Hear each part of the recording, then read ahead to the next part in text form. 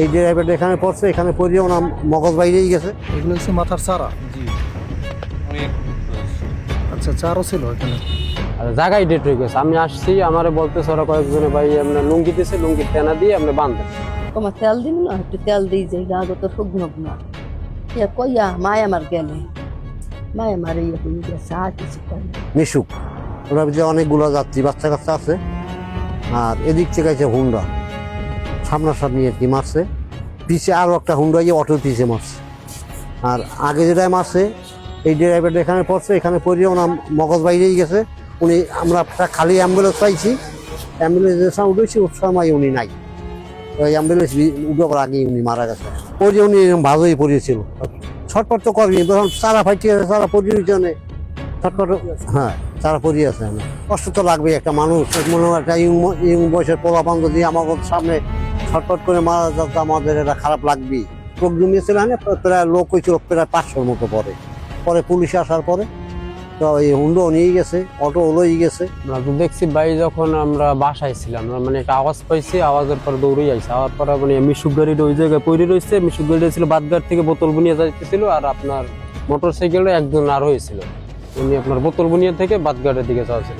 Control করতে পারেন নাই, অটোর আপনার ডাইন পাশে মনে করেন মাইটা দিচ্ছে। মাইটা দেওয়ার পরে আপনার উনি ওই জায়গা থেকে এই পর্যন্ত আইসে মনে করেন ছিটতে।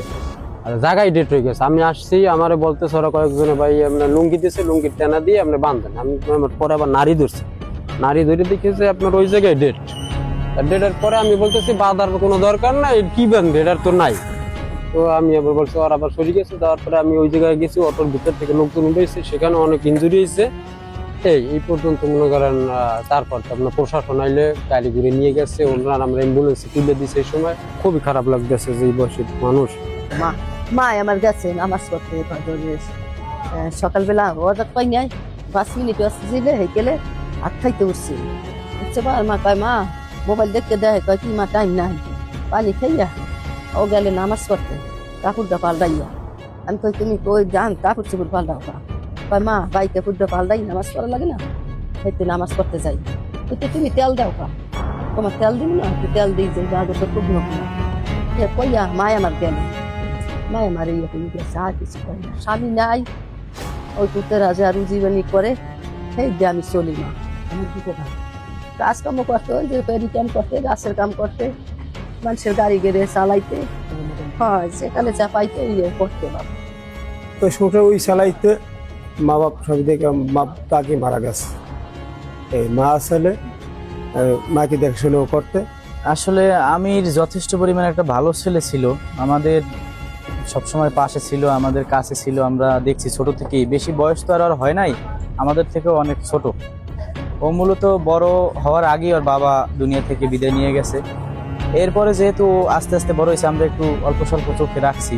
তো ওর ফ্যামিলি অতটা সচ্ছল না বিদায় ওদের দিকে কেউ অতটা কেয়ার করে নাই, কেউ ওদের দিকে ফিরেও তেমন একটা তাকায় নাই, এটা সত্য। তারপরেও ওদের সবসময় দেখা হইতো, বলতাম ভালোভাবে চলতে বলতাম। আর আশাবাদী ওদের বাড়ির ভিতরেও একটা যথেষ্ট পরিমাণ ভালো ছেলে ছিল। কিন্তু বললাম না, এই যে বাবা না থাকলে ফ্যামিলি যেরকম হয়, লেখাপড়ার বেশি দূর চালাইতে পারে নাই। পরে কাজের ক্ষেত্রে রাজমিস্ত্রি কাজ করতো, পুরো সংসারের হালটাই ও ধরছিল। শেষ মুহূর্তে আমরা দেখা সাক্ষাৎ হইলে কথা বলতো, ভাই কেমন আছেন, আমরা দেখা সাক্ষাৎ হইলে ডাক দিলেই পাইতাম। বিপদে আপদে সবসময় ও আমাদের পাশে থাকতো। এলাকাবাসী এমনকি বাড়ির ওর শত্রুর পাশে ও যাইতো, ও যাইয়ে দাঁড়াইতো, এমন একটা ছেলে। আমরা আসলে মানতে পারি না, ওরে হারাইয়া আমরা আসলে খুবই দুঃখিত, ব্যথিত।